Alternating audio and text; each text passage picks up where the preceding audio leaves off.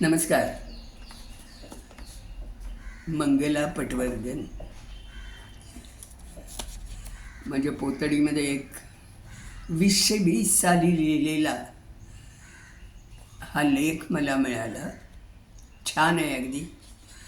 अजूनही 2020 साल, आता 26 साल आलं तरीसुद्धा प्रॉब्लेम्स तेच आहेत. थोडे ॲडव्हान्समेंट नक्की आहे, पण बघूया. सुंदर लेख आहे.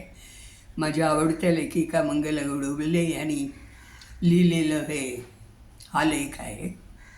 वा हेल्पलाईन असं त्यांचं सदर होतं आणि त्याच्यात त्यांनी लिहिलेलं आहे.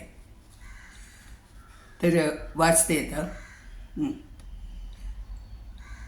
आपल्या हातात ना एक एक गॅजेट येत गेलं, तंत्रज्ञान सोपं झालं. हा बदल फायद्याचाच होता अर्थात. पण मोबाईलची बटणं क्लिक करण्याची सवय झाल्यापासून ना आपण साध्या मोबाईल नंबर्सपासून आणखी बरंच काही लक्षात ठेवणं सोडून दिलं. मोबाईल, इंटरनेट, हाताशी वाहन, इमारतीत लिफ्ट, घरगुती वापराची विविध उपकरणं, अशा सुविधा बंद पडल्या तर अनेकांना अगदी पांगळं झाल्यासारखं वाटतं. मात्र आपले पंडित काका आहेत ना, पंडित काकांना ही गोष्ट मान्य नव्हती.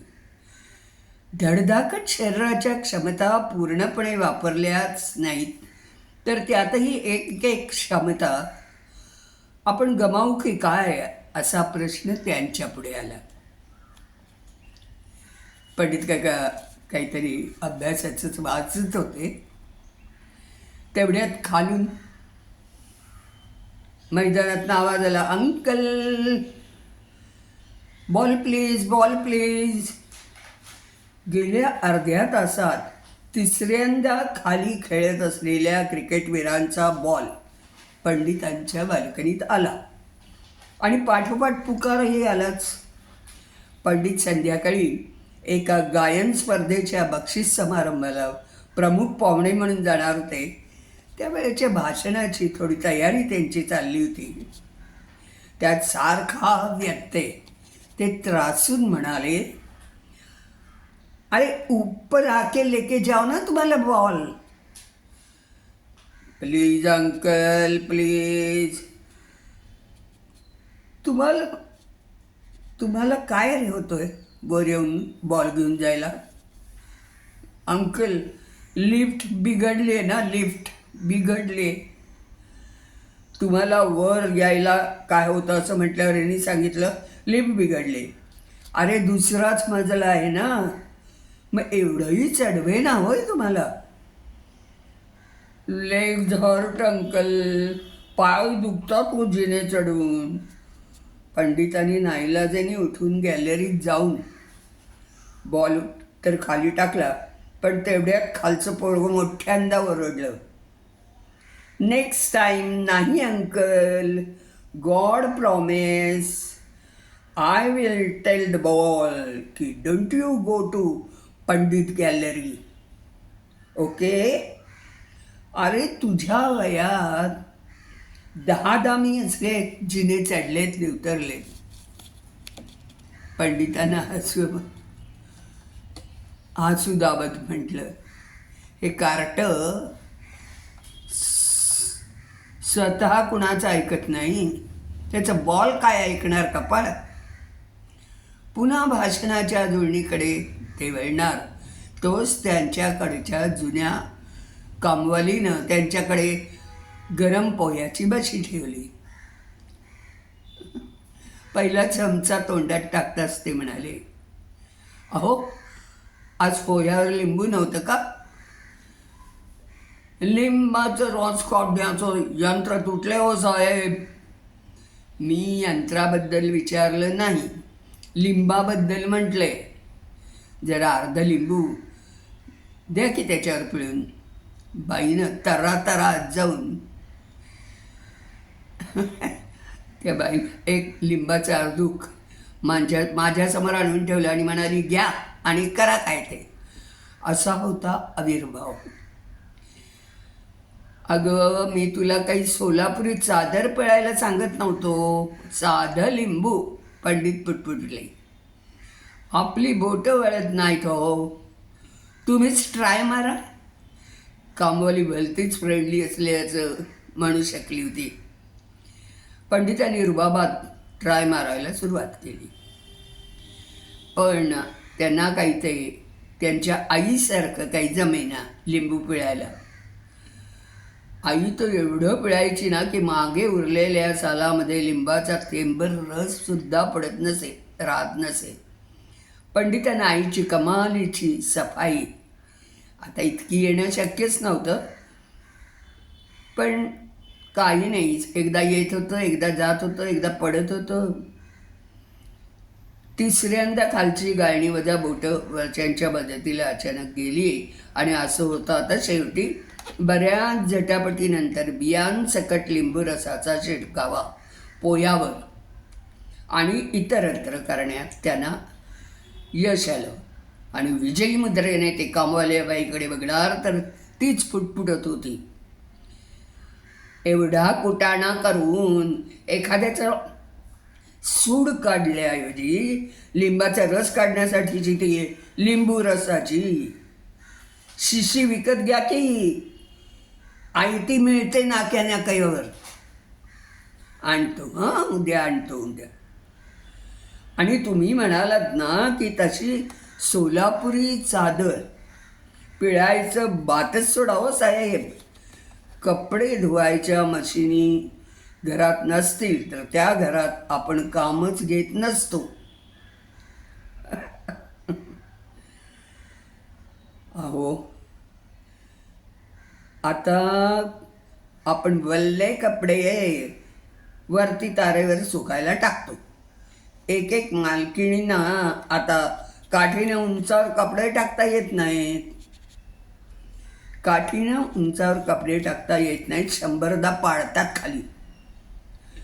माना दुखतात त्यांच्या. हुशार आहात हं तू आणि तुझ्या ते मालकिणी. म्हणजे ते नाही, तिला त्या विषयासकट आवर्त घेतलं. उंच तारेवर आई सहज आजोबांचं धोतर वळत घालायची आणि त्याला एकही चुणी पडलेली नसायची. हे चित्र त्यांना आठवल्याशिवाय राहिलं नाही. स्पर्धेसाठी म्हणून गेले. एक तरुण कार्यकर्ता आला होता त्यांना न्यायला. गाडीत बसल्यावर उगाचच त्यांनी विचारलं, काय रे तुझा हा गानयज्ञ किती वेळ चालणार? यज्ञ म्हणजे बघा, मी सगळा वेळ तिथे नव्हतो, तरी पण एकूण सांगतो बघा मोघमपणी. 70 स्पर्धक, प्रत्येक गाण्याची 3 मिनटं, न मागची पुढची 4 मिनटं. तेव्हा मल्टिप्लाइड 70 मल्टिप्लाइड बाय 7 और 8 मिनिट्स बाय 60 मिनटाचा 1 तास ना.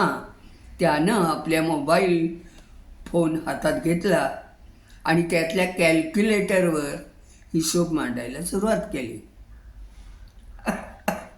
एवढ्या अवघड गणिताला त्याला कॅल्क्युलेटर लागावा या कल्पनेनंच पंडित जराशे अस्वस्थच झाले.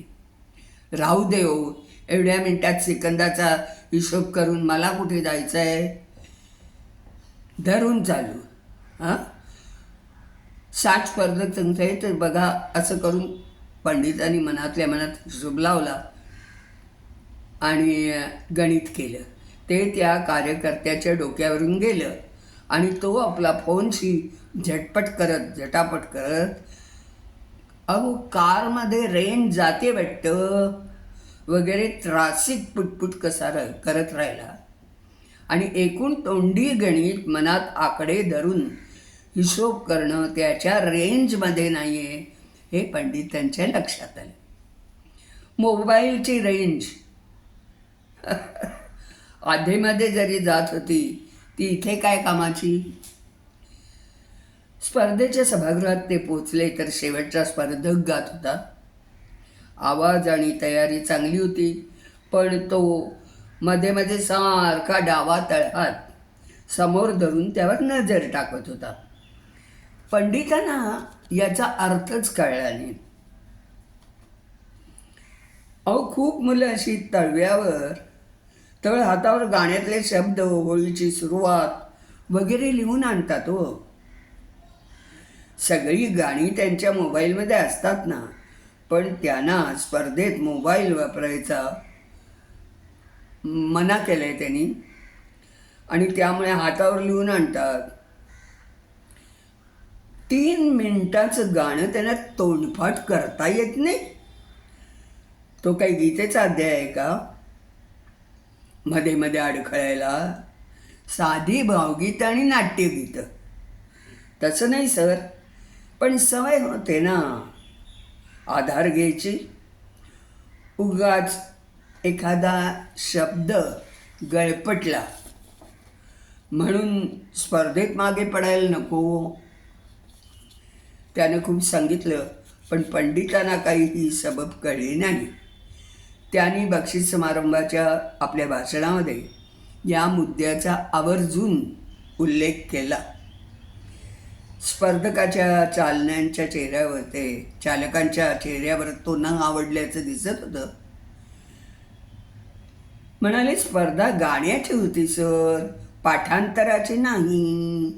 असं दोघांनी नंतरच्या चहापानाच्या वेळी त्यानं सांगितलं. पण एवढ्या लहान नवतरुण वयामध्ये आवडीचं घोकलेलं गाणं पाठ नसतं. त्यांना अक्षम्यच वाटलं. घरी आले तर त्यांच्या भागातले दिवे गेले होते. त्यामुळे सगळी मुलं त्रासून जिन्यातच उभी होती.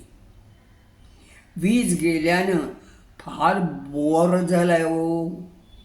अनेकांच्या घरात इमर्जन्सी लॅम्प्स होते, कुठे जनरेटर होता, पण त्या पर्यायी आणि क्षीण वीज पुरवठ्यावर बरीचशी गॅजेट्स चालत नव्हती आणि दिवसाचे 3-4 तास यंत्राशिवाय घालवणं या मंडळींना मंजूर नव्हतं. रात्री उशिरापर्यंत वीज आली आणि पाठोपाठ परिसरातल्या नेटकऱ्यांना हो आली बाई एकदा याचा आनंदाचा जल्लोषही केला. आता कसे सगळ्या आपापल्या यंत्रात डोकं खुपसून बसायला मोकळे. डोकं वापरण्याचा त्रासच उगाच कोण घेईल. पंडितांनी सगळंच हे अंगावर येणारं वाटलं. धट्ट्या कट्ट्या शरीराची माणसं चौफेर अपंग झाल्यासारखी वाटली. आपल्या देवदत्त शरीराची गात्रांची ताकद त्यांना समजलीच नाही हो. अशी माणसं वापरणं तर फारच दूरची गोष्ट आहे, पण अपंगाची आणि प्राणाशी गाठ असं काहीतरी पाठ केलं होतं ना पूर्वी, ते त्यांना आठवलं. पण त्यांना काही नक्की कळेना. म्हणून त्यांनी मनातील खळबळ आणि शब्दाचा खुलासा थेट त्यांनी ऑनलाईन हेल्पलाईनवर केला. आणि तिकडून आवाज आला, हॅलो, वा, helpline here, may I help you. हे बघा, ते काय होतं अपंगाशी संग की काय होतं ना पूर्वी. अहो, अपंगाशी नाही हो, असंगाशी संग, प्राणाशी गाठ असं होतं ते. पण त्याचा आज आमच्याशी काय संबंध? मला आपले सगळे अपंग होत चालल्यासारखे वाटते हो. आपल्याला हात, पाय, डोळे, कान यांची शक्ती वापरताच येत नाही तसं वाटतंय. कशावरून हा निष्कर्ष काढलात तुम्ही? हेल्पलाईनमधून बाई बोलली. तुम्हीच बघा ना, आपल्याला हातानं फळाचा रस काढता येत नाही. स्पर्धेतलं गाणं मेंदूवर कोरून ठेवता येत नाही. छोटी आकडेमोडीसुद्धा मनातल्या मनात करता येत नाही. आणि सगळ्याच यंत्राची ॲपची मदत घ्यावी लागते, पंडित म्हणाले. आता सगळे आहेत ना गो सोयी. तर लोक वापरणारच त्या. आयुष्य सोपं करण्यासाठीची साधनं आहेत ही. अहो पण परिणाम झाला तो माणसांना पांगळं करण्यात, नाही का? असं स्वतःला न आजमावता त्यांची मदत घेत गेलो तर आपण आपल्या एक एक फॅकल्टीज गमावणार नाहीत का? नाही, शक्य आहे. यूज इट और लूज इट. यूज इट और लूज इट.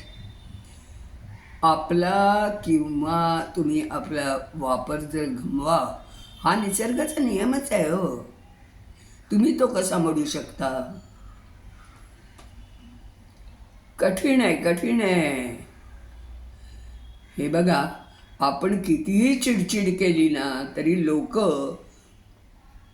हॅलो हेल्पलाईनने ॲडवाईस केला, हे बघा, आपण कितीही चिडचिड केली ना तरी लोक उगाचच घसे फोडणार नाही किंवा नव्यानं नव्यानं काहीही शिकणार नाही, सबायकी अडीचकी पाठ करणार नाही. आणि आता तर मानवी बुद्धीलाही आव्हान देणारा आर्टिफिशियल इंटेलिजन्स आलाय ना. मग हाडामाच्या माणसाने काय करावं, कसं जगावं, विवेकानं जगावं आणि दुसरं काय ठरवावं. की बुवा 3 मजल्यापर्यंत मी पायी चढेन, 2-4 ओळीची चिठ्ठी मी माझ्या हातानं लिहीन,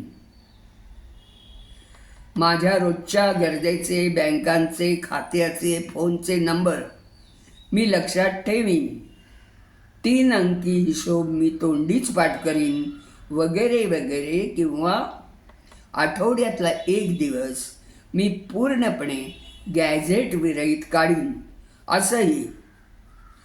हो, एवढी तोशीस कोण लावून घ्यायला बसले? हेल्पलाईनने त्यानं सांगितलं. मग आम्ही असू पांगळे यंत्राविणा, ही नवी ओळ बनवायची आणि गोकायची. काय? आम्ही असू पांगळे यंत्राविणा. माणसावर कुरघोडी करतायत आणि माणसावर कुरघोडी करतायत आणि माणसं आणखीनच यंत्रवत निर्जीव होत आहेत. आणि हे व्हायला नको असेल ना तर यंत्रतंत्र सुविधांच्या इतकं आहारी जायचं, हे माणसाला जमणार नाही. हे माणसानेच ठरवायला हवं की आपण किती त्या यंत्रांवर अवलंबून आहे, नाही का? अहो, आता हे ठरवण्याचं बटन अजून निघालेलं नाही, हेल्पलाईन म्हणाली. बघितलं ना, अजून आजही समाज मन तसंच राहिलं आहे. कित्येक वेळा या यंत्रणांमुळे आपलं सगळंच थांबून जातं. पण हे कळायला हवं, किती सुंदर लेख आहे, अगदी वर्थ इट. छान.